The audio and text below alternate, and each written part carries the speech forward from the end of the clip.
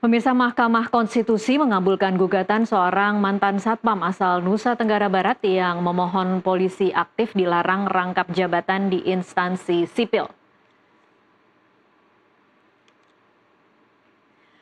Dalam putusan, Mahkamah Konstitusi mewajibkan seorang polisi aktif untuk mengundurkan diri atau pensiun jika ingin menduduki jabatan sipil. Selain mantan Satpam yang merangkap advokat bernama Samsul Mujahid, gugatan terhadap posisi dan peran polisi di instansi sipil juga diajukan mahasiswa hukum bernama Christian Adrianus Siite. Amar putusan mengadili: 1. Mengabulkan permohonan para pemohon untuk seluruhnya. 2. Menyatakan prase atau tidak berdasarkan penugasan dari Kapolri dalam penjelasan pasal 28 ayat 3 Undang-Undang Nomor 2 Tahun 2002 tentang Kepolisian Negara Republik Indonesia, Lembaran Negara Republik Indonesia Tahun 2002 Nomor 2 tambahan Lembaran Negara Republik Indonesia Nomor 4168 bertentangan dengan Undang-Undang Dasar Negara Republik Indonesia tahun 1945 dan tidak mempunyai kekuatan hukum mengikat. 3. Memerintahkan pemuatan putusan ini dalam Berita Negara Republik Indonesia sebagaimana mestinya. Alasan berbeda, concurring opinion dan pendapat berbeda, dissenting opinion. Terhadap putusan mahkamah ini terdapat alasan berbeda, concurring opinion, dari satu orang hakim, yaitu Hakim Konstitusi Arsul Sani, yang pada pokoknya berpendapat prase atau tidak berdasarkan penugasan dari Kapolri dalam penjelasan pasal 28 ayat 3 UU 2 2002 berpotensi membuka ruang penafsiran yang dapat memperluas norma jabatan di luar kepolisian tanpa ada batasan yang jelas, sehingga permohonan para pemohon beralasan menurut hukum untuk dikabulkan. Larangan polisi aktif untuk menduduki jabatan di instansi sipil menjadi isu yang layak dijelajahi untuk memahami realita yang ada. Sudah tersambung dengan dua narasumber melalui saluran Zoom di Dialog Prime sore ini. Ada mantan Satpam yang kini menjadi advokat sekaligus penggugat polisi aktif rangkap jabatan sipil, Samsul Jahidin. Dan juga ada penasehat Kapolri bidang hukum Inspektur Jenderal Purnawirawan Arianto Sutadi. Selamat sore Pak Arianto, selamat sore Pak Samsul. Selamat sore Ibu. Ya, terima kasih sudah bergabung bersama kami di NTV Prime. Saya ke Pak Samsul terlebih dahulu untuk mengetahui sedikit latar belakang ketika Anda memasukkan gugatan ke MK, Pak Samsul. Ini motivasi yang melatar belakangi keinginan Anda untuk menggugat posisi polisi aktif agar tidak rangkap jabatan itu apa ya Pak Samsul? Sederhananya Ibu, tapi sebelum saya jawab, nanti direvisikan dulu ya Bu, nama saya Samsul Jahidin, nggak pakai mu. Oke. Baik, saya revisi. Mohon maaf kesalahan pembacaan tadi. Silahkan Pak Samsul. Ya, terima kasih. Jadi pada dasarnya ini kan peradilan norma. Jadi peradilan norma yang dimana kami menawaitunya adalah memperbaiki sistem ketatanegaraan yang menurut kami ada bertentangan dengan Undang-Undang Dasar. Hanya itu saja nawaitunya. Oke, ini Anda memasukkan gugatannya sendiri atau bersama dengan Christian Adrianus tadi ya yang sempat disebutkan di awal? Iya, betul. Jadi untuk perkara 114 itu pemohon satunya saya, pemohon duanya Christianus Adhite, terus untuk kuasa hukumnya Ibu Ratih Mutiara Lovanggi SHMA. Oke, jadi sebenarnya Anda juga mengenal berarti ya Christian ini? Sangat mengenal. Kalau tidak mungkin mengenal, bagaimana bisa dalam satu permohonan? Oke, bisa baik. Bagaimana satu putusan? Baik, Pak Samsul, saya ingin tahu mengapa spesifik Polri? Karena kan sebenarnya yang punya masalah rangkap jabatan juga ada TNI misalnya dengan perluasan jabatan mereka yang kemudian menduduki posisi-posisi di sipil. Pertama, kenapa Polri? Karena yang dikabulkan adalah Polri saat ini. Dan untuk perkara kami juga TNI, Jabatan Sipil Pasal 47 ayat 1, itu sedang dalam proses persidangan. Jadi bukan karena Polri saja yang kami uji, tapi TNI juga kami uji. Termasuk manfaat pensiun DPR juga. Oke, baik. Jadi ada yang masih berproses berarti saat ini ya Pak Samsul? Pasti. Oke. Masih. Baik. Bisa dicek kok. Oke. Ketika kemarin dikabulkan, apa reaksi Anda? Ini memang sudah dalam dugaan Anda akan dikabulkan atau Anda juga cukup terkejut ketika akhirnya MK mengabulkan? Pertama, kalau untuk terkejut saya tidak. Karena di permohonan saya 185 PUU tentang Ibu Kota Negara, pada saat hari itu juga di tempat yang sama, itu dikabulkan. Artinya ketika permohonan kedua mendengar dari pertimbangan-pertimbangannya, jadi biasa saja. Tapi esensinya bahwa kita mahkamah melihat ini adalah sebuah pertentangan antara norma dengan frasa batang tubuhnya. Di mana frasa batang tubuhnya menyatakan larangan secara eksplisit dan secara ekspressis verbis satu tarikan nafas, tetapi di dalam frasa penjelasannya malah membuat norma baru. Hanya itu saja sih. Oke, Pak Samsul, ketika akhirnya sudah dikabulkan, ada tidak kekhawatiran dari Anda bahwa meskipun MK sudah mengeluarkan putusan, nanti pelaksanaannya tetap butuh ada pengawasan untuk memastikan bahwa putusan itu dilaksanakan dengan benar dan dengan adil begitu? Sebelum sebenarnya dengan benar dan adil, sederhananya saja ikuti saja putusannya. Sesuaikan saja putusannya. Kita tunduk dan taat pada hukum, kita tunduk dan taat pada konstitusi, atau kita mau menjadi pengkhianat konstitusi. Hanya itu aja pilihannya. Menurut Anda perlu ada pihak yang mengawasi tidak, Pak Samsul? Tidak perlu ada pihak yang mengawasi, karena konstitusional itu adalah harus dilaksanakan setiap elemen lembaga kenegaraan atau instansi kenegaraan, presiden, DPR, serta rakyat itu sendiri. Oke. Kalau konstitusi sudah tidak dituruti, maka hancur negara kita. Oke, baik.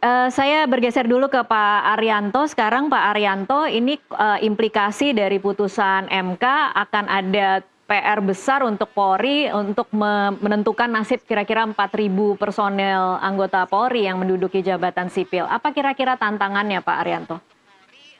Ya, ini saya disclaimer dulu ya. Jadi selama ini Pak Kapolri belum memberikan tanggapan ya. Oke. Jadi ini tanggapan ini cuma tanggapan saya pribadi. Baik. Sebagai penasihat dari Kapolri. Kemarin yang saya dengar dari Polri hanya Pak Kadif Humas itu mengatakan bahwa ya polisi akan melaksanakan putusan itu karena itu kan final and binding. Tapi ya pasti akan mempelajari bagaimana teknik pelaksanaannya. Kira-kira kayak itu. Nah kalau untuk saya sendiri, dengan adanya putusan gitu, saya nggak begitu memperhatikan mengenai hukumnya. Jadi saya tidak ingin berdebat apakah itu hukumnya sudah tepat atau tidak. Di samping saya sendiri juga tidak begitu menguasai untuk hukum ketatanegaraan. Yang kedua adalah selama ini itu juga masih banyak perbedaan pendapat.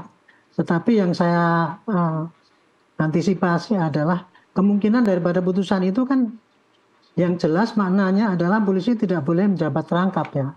Jadi polisi yang aktif nggak boleh menjabat di jabatan sipil. Gitu.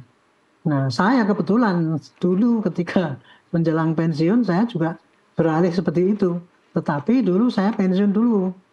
Berhenti kemudian pindah ke BPN karena waktu itu diminta oleh BPN. Sehingga saya tidak ada masalah dengan itu. Tapi belakangan ini kan ada yang penugasan itu tanpa pensiun kemudian masuk ke sana.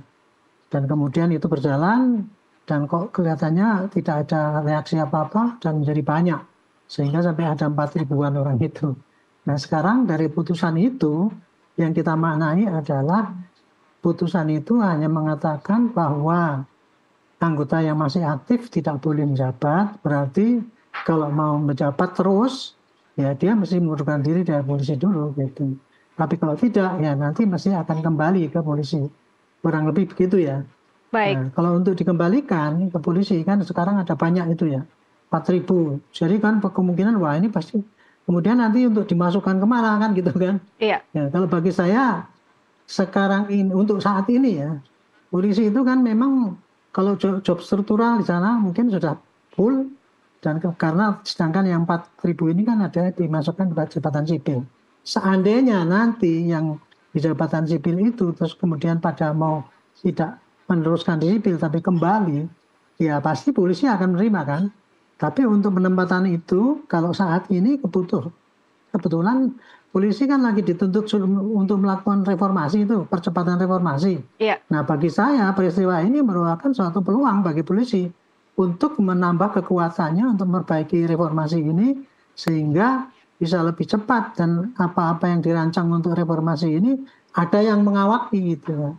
Karena untuk membutuhkan reformasi itu tidak cukup dengan konsep, harus ada manajemennya yang bagus-bagus itu untuk menjamin bahwa transformasi itu bisa berhasil. Nah kebetulan para petugas yang ditugaskan ke lapangan ini kan pasti tugas yang pilihan kan, sebetulnya bagus-bagus kan gitu kan, sehingga nanti kalau kembali ke polisi akan memperkuat polisi untuk memperbaiki dalam transformasinya itu. Kira-kira gitu kalau tanggapan saya. Oke, baik Pak Arianto, ini saya kembali lagi ke mungkin agar pemahamannya sama ya Pak Arianto, Anda memahaminya ketika putusan MK ini keluar, kemudian polisi aktif dilarang untuk menduduki jabatan sipil, apakah ini termasuk dengan lembaga-lembaga yang ada hubungannya dengan tugas kepolisian seperti misalnya BNN, BNPT, KPK, apakah itu juga termasuk jabatan-jabatan yang tidak boleh? Saya tidak begitu tahu ya, karena bunyinya kan bukan gitu, tidak di jabatan sipil. Tapi kemarin itu saya ngomong sama ahli yang mengenai memahami masalah ini. Itu kalau menurut dia konotasi ataupun penafsiran mengenai jabatan yang tidak berkaitan dengan tugas sipil itu adalah yang jabatan yang politis. Dia bilang gitu, misalnya gubernur, bupati dan sebagainya. Gitu. Sedangkan kalau seperti jabatan di BNN, di di Badan Narkoba, kemudian penanggulangan terorisme dan sebagainya, ini justru badan-badan itulah yang membutuhkan kemampuan polisi sehingga pejabatnya banyak diisi dari situ. Bahkan untuk BNN sendiri undang-undangnya itu dulu kepala BNN harus dari pejabat yang mempunyai pengalaman dalam penanggulangan narkoba itu, sehingga memang yang lebih bagus diisi harus dari polisi. Kurang lebih begitu, Bu. Baik. Mungkin saya minta bantuan Pak Samsul untuk memahami bagaimana sebenarnya putusan MK kemarin, apakah termasuk untuk jabatan-jabatan BNN, BNPT, KPK? Ya Ibu, saya jawab dengan sederhana saja untuk Bapak Penasehat Kapolri. Tadi menyampaikan bahwa ahli yang menyatakan ahli tata negara. Kebetulan saya juga mengikuti beritanya, itu Pak Ruliandi, Dr. Ruliandi. Karena beliau dihadirkan pada saat persidangan menjadi ahli. Nanti bisa ditonton juga di persidangannya Pak di YouTube MK, bisa diulang. Mohon maaf. Pertama, beliau mengatakan peraturan Kapolri adalah undang-undang, itu dibantah oleh Mahkamah. Terus yang kedua, dia menggunakan undang-undang ASN dan dibantah juga oleh Mahkamah. Sampai diingatkan oleh Mahkamah bahwa undang-undang yang digunakan adalah undang-undang yang sudah dicabut. Jadi tidak perlu dibahas di dalam persidangan waktu keterangan ahli. Nah, kalau dia menyatakan tugas dari BNN, BNPT, KPK, itu jabatan politis, dasar hukumnya tidak ada. Karena yang digunakan, dia bersaksi dalam keahliannya pada saat persidangan bahwa undang-undang ASN itu hanya penerima, Pak. Undang-undang KPK itu hanya penerima. Sepanjang di situ bukan hanya Polri saja yang dikatakan. Sorry ya Pak ya, Bapak nggak usah nanti dulu Pak. Saya tidak memperdebatkan masalah itu. Nanti dulu Pak, saya menjawab. Nanti saya menjawab Pak. Biar publik tahu. Nanti saya menjawab dulu Pak. Saya nggak mendebatkan. Pak Arianto, sebentar Pak Arianto, saya kasih kesempatan ke Pak Samsul dulu. Pak Samsul silakan. Saya tidak mendebatkan Pak. Saya tidak mendebatkan. Saya hanya menjawab. Saya hanya menjawab. Ini saya beritahukan Pak. Bapak, saya hormati, tapi selesaikan saya dulu, baru setelah itu Bapak. Saya tidak akan bantah Bapak. Bisa selesaikan dulu ya Pak. Silakan. Boleh saya lanjut? Mohon izin saya hormat kepada Bapak. Jadi itu receiver Pak. Jadi penerima sepanjang dikeluarkan, ada aturan yang mengeluarkan Polri maupun TNI di situ. Nah artinya undang-undang ASN itu tidak bisa dijadikan landasan bahwa Polri bisa mereceiver. Dan mohon maaf Pak Arianto, Untuk data 4.351 polisi aktif di jabatan sipil, publik hanya mengetahui 10 jenderal atau 10 bintang yang menempati jabatan sipil. Kami mengetahuinya setelah di persidangan, mahkamah meminta datanya. Baru kita tahu di keterangan presiden, karena mewakili presiden, baru tahu datanya 4.351 polisi aktif, 1.136 perwira. Nah, itu jawaban kami. Baik, Pak Samsul. Silahkan. Mohon maaf, saya potong ya Pak Samsul. Jadi intinya menurut Anda, jabatan Kepala BNN, BNPT, KPK itu sebenarnya saat ini masih bolehkah diduduki oleh personel Polri atau tidak? Oke, kalau bukan menurut saya, tapi menurut Undang-Undang Kepolisian itu sendiri. Kita baca 28 ayat 3. Kepolisian Republik Indonesia jika ingin menempati jabatan sipil harus berhenti atau pensiun. Oke. Batang tubuhnya. Oke, selesai baik. sampai di situ, kan harus berhenti. Iya, enggak. Apa yang perlu kita perdebatkan? Saya mencoba memaknai kata-kata bahwa bahwa polisi aktif itu dilarang menduduki jabatan sipil ASN baik manajerial maupun non manajerial yang tidak memiliki keterkaitan langsung dengan tugas kepolisian. Nah, di 3 jabatan ini mau tidak mau kita harus mengakui bahwa ini ada keterlibatan dengan tugas kepolisian. Itu yang menjadi pertanyaan saya. Apakah setelah putusan MK ini 3 jabatan ini masih bisa diduduki oleh anggota Polri atau tidak sama sekali? Tidak sama sekali. Tidak sama sekali. Kalau untuk jabatan struktural, ya. Ketua, Wakil Ketua. Tapi kalau untuk, mohon maaf, sama seperti di Mahkamah Konstitusi, kalau untuk pengamanannya ada dari polisi. Itulah tugasnya polisi sesuai amanat pasal 30 ayat 4 Undang-Undang Dasar 1945. Baik. Ya kan, Kepolisian Republik Indonesia adalah alat negara yang bertugas melindungi, mengayomi, melayani masyarakat dan menegakkan hukum. Baik. Dan seperti itu. Yes. Oke, Gitu. baik. Jadi kalau saya memahaminya, ketua KPK-nya misalnya tidak boleh dari kepolisian, tetapi misalnya penyidiknya boleh begitu ya, Pak Samsul? Boleh. Oke. Boleh. Baik. Itu tidak ada larangan. Kan Oke. bukan struktural, bukan pemimpin pengambil kebijakan. Oke, baik. Saya kasih kesempatan Pak Arianto tadi mau menjawab apa yang ingin didebat dari Pak Samsul.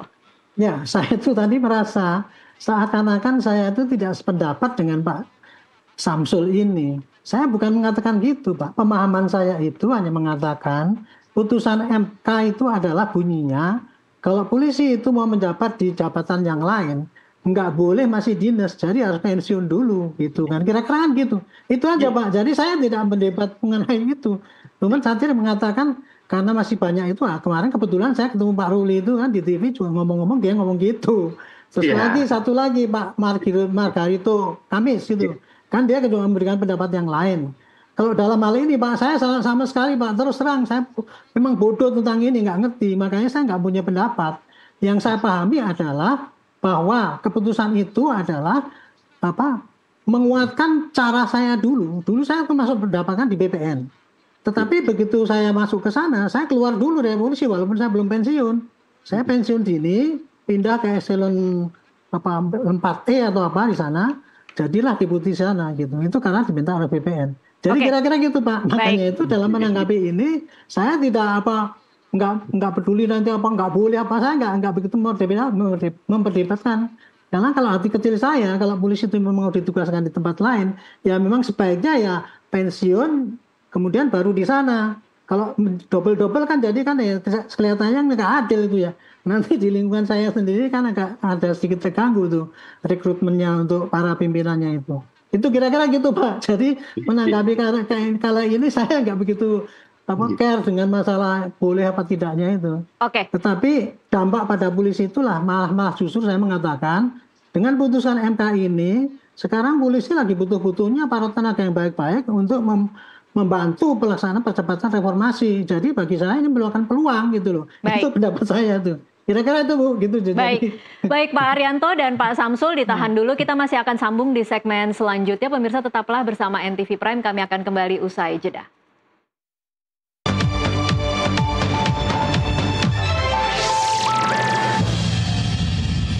TV Sport.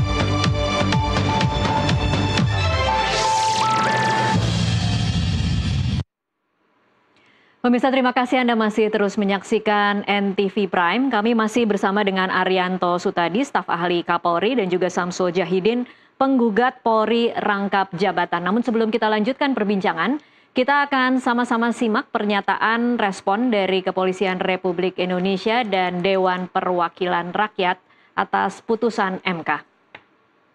Atas putusan tersebut tentunya Polri akan menghormati semua putusan yang sudah dikeluarkan, dan saat ini Polri masih menunggu hasil resminya seperti apa, kemudian nanti akan dilaporkan kepada Bapak Kapolri, kemudian kita secara langsung akan menyampaikan tentang hasil putusan tersebut yang sudah diputuskan oleh MK pada hari ini. Polisi selalu akan menghormati putusan yang sudah ditetapkan oleh pengadilan. Tentunya kalau memang itu sudah diputuskan dan kita sudah mempelajari apa yang sudah diputuskan tersebut, Polri akan selalu menghormati putusan pengadilan yang sudah diputuskan. Untuk aturan tentunya sudah ada di dalam internal kepolisian dan sudah memenuhi dengan kriteria-kriteria yang sudah ditentukan, baik itu berdasarkan permintaan dari lembaga-lembaga yang membutuhkan kehadiran Polri di sana dan dilengkapi dengan izin dari Pak Kapolri. Namun demikian, kita sudah mendengar ataupun kita sudah melihat ada putusan hari ini, kita tinggal menunggu seperti apa konkret putusannya sehingga kami bisa melihat dan pelajari dan apa yang harus dikerjakan dari kepolisian. Secara jelasnya di pertimbangan dan lain-lain kita masih pelajari, terutama mengenai bahwa kalau yang saya tangkap ya, bahwa polisi itu hanya boleh menempatkan personil di luar institusi kepolisian yang bersinggungan dengan tugas-tugas polisi, kalau saya nggak salah begitu. Dan itu tugas-tugas kepolisian itu kan diatur di Undang-Undang Dasar 1945. Nah itu nanti penjabarannya nanti silakan nanti dijabarkan ya kepolisian dengan Pan RB dan lain-lain. Kita lanjutkan perbincangan. Saya ke Pak Arianto. Pak Arianto, tadi benar seperti yang Anda katakan, memang sampai hari ini masih belum ada pernyataan resmi dari Kapolri. Apa sebenarnya yang mungkin kita ingin tahu, publik ingin tahu, bagaimana sebenarnya perbincangan internal di kepolisian pasca putusan MK ini, Pak Arianto? Iya, ya itu perbincangan internal ya, kita kan menunggu putusan. Ya. Kalau sudah menunggu putusan, pasti nanti kita akan menghitung-hitung itu kemungkinan yang bisa terjadi. Kan kalau seandainya kita langsung patuhi itu beberapa putusan, kan yang jelas kan intinya adalah anggota polisi kalau mau merangkap jabatan sipil itu ya harus pensiun, kan bunyinya kan gitu. Sehingga dari itu maka yang mungkin akan terjadi adalah yang sudah ditugaskan di luar itu nanti dia akan milih itu. Apakah dia masih senang di jabatan yang baru itu, di tempat sipil, di lingkungan sipil itu, sehingga dia meminta pensiun dini, dipindahkan ke apa, di tempat ya, di mana dia bertugas itu. Tapi kalau tidak ya dia kembali lagi, kalau dia nggak mau mengajukan pensiun, dia masih akan kembali, dan kemudian polisi akan menerima sebagai pegawainya kan gitu. Nah disitulah maka perlu terus mau ditaruh di mana kan gitu, kurang lebih gitu. Yeah. Nah, kalau lihat jabatan struktural penuh, kalau pemikiran saya sekarang ini polisi masih butuh tenaga banyak untuk transformasi, maka itu bisa ditampung di dalam Satgas. Itu hanya pemikiran saya ya. Sebagai orang yang lama dia itu. Kurang lebih kayak gitu. Baik Pak Arianto, tapi Anda sebagai mantan anggota Polri, ketika kemudian memahami keputusan MK ini, Anda sendiri berpikirnya Pak Arianto, ini kira-kira kalau jadi anggota Polri yang terkena dampak kemudian harus memilih, apa kira-kira hitung-hitungannya Pak Arianto? Apakah bagaimana cara mereka menghitung apakah akan memilih jabatan sipil yang saat ini ditempati atau kembali ke satuan? Itu masing-masing tergantung dari kepentingan individu kan Bu. Orang itu ditempatkan di luar jabatan polisi di mana gitu kan. Kan ada yang memang dia menyenangi di situ, ada yang memang karena hanya ditunjuk kan gitu bunyinya. Tapi kalau bagi orang yang sudah senang di tempat yang baru dan lebih itu, pasti dia nanti akan minta pensiun dan kemudian dia meneruskan di situ. Kurang lebih gitu. Tapi kalau seandainya dia tidak, ya dia pasti akan kembali ke polisi lagi. Misalnya dia berharap ingin pangkatnya bisa naik lagi, misalnya dia mungkin akan kembali lagi ke polisi, misalkan gitu. Jadi saya nggak bisa menentukan masing-masing. Itu tergantung dari individu. Tapi ini akan masing-masing anggota ini punya kebebasan untuk memilih atau institusi yang nanti akan menentukan, Pak Arianto? Saya tidak tahu, Bu. Saya tidak tahu mekanisme. Makanya tadi kan baru mau dipelajari. Itu kemudian langkah-langkah lebih lanjut bagaimana. Karena ini kan baru sekali ini terjadi. Kasus ini terjadi. Saya bukan ahli manajemen dan tidak tahu aturan manajemen di polisi itu ya. Kemudian yang saya tahu kemarin itu kalau penugasan kayak gitu itu mekanismenya adalah dari lembaga yang bersangkutan membutuhkan tenaga, dia memberitahukan pada polisi, kemudian polisi akan mengirimkan job apa di situ, disesuaikan dengan jobnya, kemudian barulah dikirimkan. Nah, kemudian lapor kepada Menteri RB waktu itu kalau nggak salah. Tapi mekanismenya saya nggak begitu apa. Yang jelas kalau saya pribadi dulu itu gitu. Ketika saya diperintahkan untuk ke BPN itu, maka saya mengurus sampai di Seknek gitu ya. Saya dipindah di BAK, Badan Administrasi Negara itu, kemudian status saya berhenti dari polisi, pindah ke sipil, baru di sana diangkat oleh Kepala BPN waktu itu. Diangkat sebagai di job waktu itu saya di Deputi 5 karena saya bintang 2 waktu itu. Oke. Begitu, jadi saya sudah keluar dari polisi, nggak merangkap waktu itu. Baik, Pak Samsul, saya bergeser ke Pak Samsul. Sekarang kalau memaknai putusan Hakim MK kemarin, Anda melihatnya ini kira-kira akan ada deadline atau tenggat waktukah atau diberi waktu yang cukup panjang atau waktunya tidak terbatas untuk melakukan apa yang menjadi putusan MK ini? Oke, Ibu, terima kasih. Sebenarnya sederhana. Putusan MK untuk tentang Ciptaker diberikan jangka waktu 2 tahun. Putusan Tapera diberikan jangka waktu 2 tahun karena inkonstitusional bersyarat. Artinya diberikan waktu 2 tahun perbaikan. Nah, kalau untuk putusan 114 ini yang kebetulan pemohonnya saya tidak ada jangka waktu. Artinya pada saat diucapkan final and binding, artinya harus dilaksanakan pada saat hari itu juga. Teknisnya yang dibicarakan tadi itu tidak ada syarat atau tidak ada urgensitas harus diberikan jeda waktu. Sebenarnya sederhana. Mohon izin tadi juga sempat disampaikan mengenai tentang kepentingan individual. Ini bukan tentang individual, ini tentang ketatanegaraan. Yang artinya kita tunduk dan taat pada konstitusi atau kita melawan konstitusi. Nah itu ya dulu. Nah terus tadi ada lembaga tersebut yang meminta, di persidangan pun disampaikan. Di persidangan pun disampaikan. Ini saya beritahukan nanti bisa dicari di laman Google. Jadi pada saat persidangan keterangan DPR dan keterangan Presiden, kebetulan yang menyampaikan adalah Prof. Edi. Jadi mohon maaf sebelumnya, tren tingkatan permintaan penempatan jabatan sipil oleh kepolisian ada, mohon maaf sebelumnya, di tren pada saat Presiden Joko Widodo. Dan itu yang mengatakan bukan kami, dan itu tercatat di dalam berita acara, dan tercatat di dalam risalah, dan tercatat di dalam keterangan Presiden, itu yang disebutkan oleh Prof. Edi. Jadi tren peningkatannya ada pada saat di zaman Presiden Joko Widodo. Padahal di tren sebelumnya, di waktu zaman Susilo Bambang Yudhoyono tidak ada yang menempati jabatan sipil. Tapi trennya meningkat secara bertahap dan paling tinggi, mohon maaf, ini saya lagi buka juga. Paling tinggi itu pada saat zaman Joko Widodo menurut keterangan Presiden pada 2022 sampai 2024. Paling tinggi trennya. Pak Samsul, itu artinya pada masa itu ada celah yang memberi kesempatan untuk rangkap jabatan atau seperti apa Pak Samsul?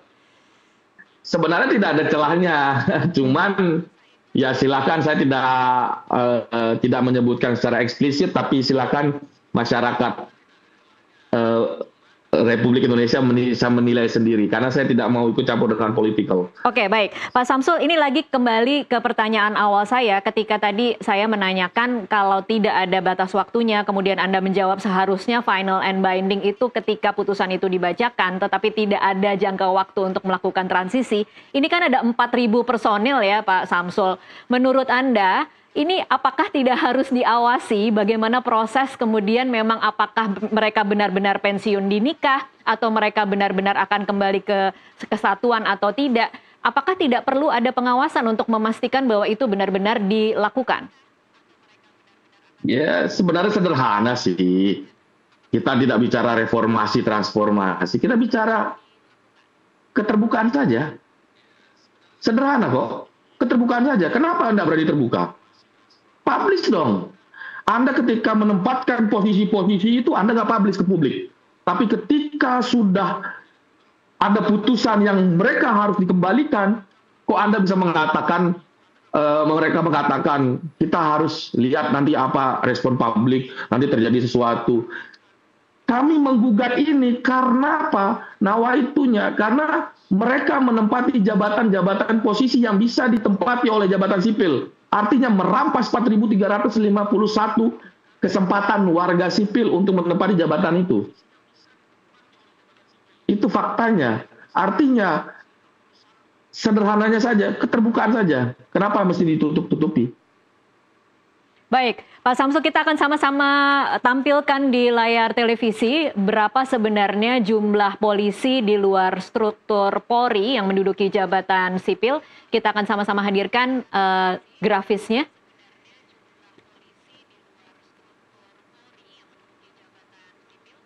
Ya, ini adalah angkanya 2023 untuk perwira ada 1026, Bintara dan Tamtama ada 2398.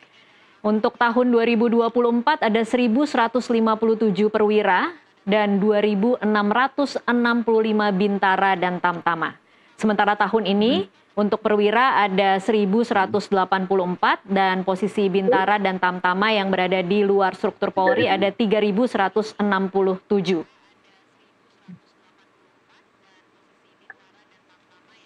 Ya.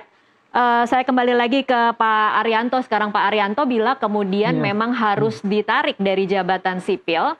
Menurut Anda apa implikasi yang akan terjadi terhadap jabatan-jabatan yang kemudian ditinggalkan, Pak Arianto? Maksudnya gimana? Implikasi jabatan yang ditinggalkan. Kalau dia kembali ke polisi, kan berarti mengisi jabatan yang tadinya ditinggalkan oleh dia kan, gitu kan? Kembali lagi kan, gitu. Iya, menurut Anda sebenarnya kalau di jabatan Polri kan ketika seseorang meninggalkan satu jabatan kan ada serah terima jabatan, Pak Arianto. Mungkin ada kemudian transfer knowledge dulu kepada perwira berikutnya yang akan menempati. Nah, kalau untuk kemudian dari perwira Polri dia tinggalkan, apakah menurut Anda memang sebenarnya harus ada masa transisi ketika jabatan yang tadinya diduduki oleh personel Polri diberikan kepada pejabat sipil? Nah, saya nggak bisa memberikan itu tuh, nggak bisa memberikan jawaban itu kalau pendapat saya, Bu. Yang saya tahu ya, cuman gini aja. Kalau memang kemudian polisi itu wajib ya, kan bunyinya putusan saya kembali lagi, putusannya kembali itu kan hanya tidak boleh merangkap yang masih aktif. Jadi kalau mau masuk harus pensiun, kan bunyinya kan gitu. Berarti dengan putusan ini maka pelaksanaannya adalah antara dua kan, apakah yang bersangkutan itu pensiun apa atau tidak. Kalau melanjutkan ya berarti dia harus keluar. Tapi kalau dia pensiun kemudian beralih, kan prosesnya seperti saya dulu. Gitu. Oh ya, catatan ya, saya dulu itu pindah ke sana itu tahun 2011, Bu. Jadi waktu itu saya keluar dulu baru naik itu aturan yang lama semuanya. Oke. Jadi kalau Bu Ibu tanya tadi apakah harus untuk serah terima jabatan, kalau untuk saat ini tidak ada efeknya itu. Kalau seandainya yang bersangkutan mau pensiun, ya berarti kan dia nggak usah pakai serah terima jabatan, hanya mengurus peralihan. Tinggal lanjut saja, iya baik. Apa administrasi itu. Baik, baik Pak Arianto, kalau tadi Anda mengatakan ini tanda yang bagus atau pertanda yang bagus ketika harus menerima kembali ada 4.000 personil misalnya kembali lagi ke satuan. Istilahnya peluang. Iya, peluang untuk kemudian memperkuat reformasi Polri kata Anda. Ya, tapi kan ini kan sebenarnya di satu sisi mungkin bisa jadi peluang, tapi di sisi lain mungkin bisa jadi pekerjaan rumah tambahan ketika ada 4.000 personil yang kemudian harus melewati fase pembenahan. Akan seperti apa sebenarnya rekomendasi Anda kepada Kapolri agar kemudian jalannya reformasi Polri dan bagaimana kemudian harus menerima personil yang kembali dari tugas menduduki jabatan sipil itu tidak akan kemudian saling bertabrakan? Kalau bagi saya tidak, Bu. Karena ya gini, polisi itu sekarang kurang bagus kan katanya. Dan kemarin dinilai ada 9 poin kekurangannya itu. Akibat daripada demo yang dahsyat kemarin itu, kemudian polisi dicap sebagai masih kurang bagus. Ada 9 poin kurang bagusnya, misalnya pelayanannya masih kurang baik, kecepatan datanya membantu masyarakat kurang cepat, Banyaklah itu kekurangannya. Nah, itu kan harus diperbaiki. Intinya, kekurangan polisi itu juga antara lain salah satunya adalah karena kurang personil, Bu. Contoh aja, penanganan perkara itu. Kan sangat kurang kita perkaranya. Sekarang ditambah gini, kan berarti merupakan peluang gitu, untuk mempercepat transformasi itu tadi. Jadi saya sih berpikirnya cuma gitu aja, yang praktis-praktis saja, nggak pakai berpikiran politis itu ya. Kemudian wah kita kemudian malu, kemudian bingung menempatkan, karena waktu kita menempatkan ke sana itu yang minta lembaga kan gitu kan. Misalkan tadi saya baru tahu ya, ternyata adalah yang di situ banyak yang tamtama.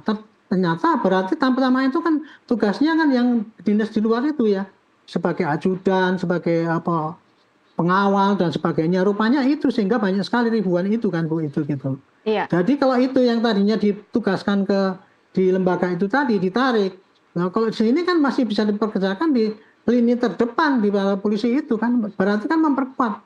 Iya. Jadi bagi saya tidak ada faktor apa-apa, nggak ada wah jadi beban gitu, nggak. Bagi saya merupakan peluang bagi saya sih ya.